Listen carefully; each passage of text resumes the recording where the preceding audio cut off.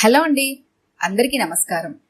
ఈరోజు మనం తిరిగి వచ్చిన హారం అనే ఓ చక్కటి చందమామ కథను విందాం. ఇక కథలోకి వెళ్దాం. రామయ్య, రంగయ్య అన్నదమ్ములు. తండ్రి ఇల్లు పంచుకొని వేరువేరు వాటాల్లో ఉంటున్నారు. రామయ్య భార్య జానకమ్మ చాలా యోగ్యురాలు. రంగయ్య భార్య కామాక్షి అందుకు పూర్తిగా వ్యతిరేకం. తన తోడికోడల కుటుంబం పచ్చగా ఉండటం చూసి కామాక్షి ఓర్చుకోలేకపోయేది. కొంతకాలానికి జానకమ్మ తన పొదుపుతో డబ్బు వెనకవేసి చంద్రహారం చేయించుకున్నది. అది చూసినప్పటి నుంచి కామాక్షికి నిద్ర పట్టలేదు. ఒకరోజు ఆమె జానకమ్మతో, అక్కా, నీ హారం ఒకసారి అరువిస్తావా? అటువంటిది చేయించుకోవాలని మనసైంది అన్నది. జానకమ్మ వెంటనే తన హారం తెచ్చి తోడికోడలికిచ్చింది. ఎన్ని రోజులు గడిచినా కామాక్షి జానకమ్మకు ఆమె హారం తిరిగియ్యలేదు. జానకమ్మ కొన్నాళ్ళు ఓపిక పట్టి ఒకరోజు కామాక్షిని తన నగ గురించి అడిగింది. ఏం హారం?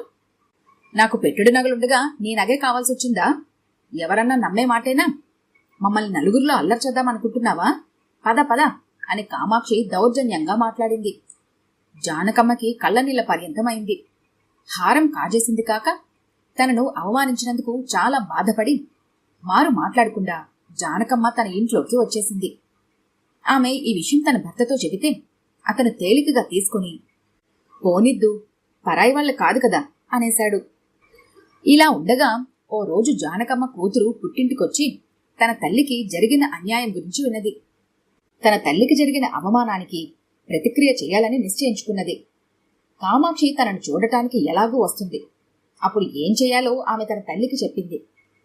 కామాక్షి తన బావగారి కూతుర్ని చూడటానికి రానే వచ్చింది.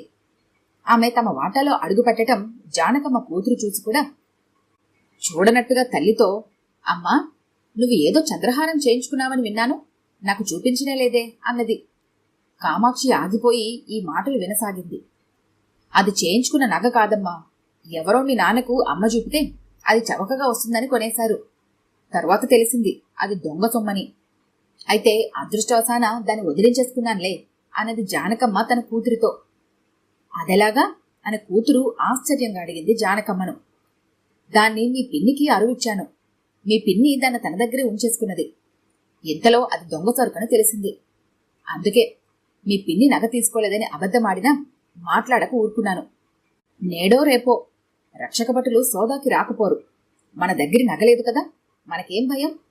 సరుకు ఎవరి దగ్గర దొరికితే వాళ్ళనే పట్టుకుపోయి నిజం చెప్పించడానికి చిత్రహింసలు పడతారు అన్నది జానకమ్మ. ఆ మాటలు విన్న కామాక్షికి కాళ్లు వణికాయి. ఆమె లోపలికి రాకుండానే తమ వాటాలోకి వెళ్లిపోయింది. తెల్లవారేసరికి చంద్రహారం జానకమ్మ ఇంట్లో పడి ఉన్నది. తమ పథకం పారినందుకు తల్లి కూతుళ్లు సంతోషించారు. ఈ కథ కనుక మీకు నచ్చినట్లయితే లైక్ చేయండి, షేర్ చేయండి. మరిన్ని ఇంట్రెస్టింగ్ కథల కోసం మా ఛానల్ని తప్పకుండా సబ్స్క్రైబ్ చేసుకోండి.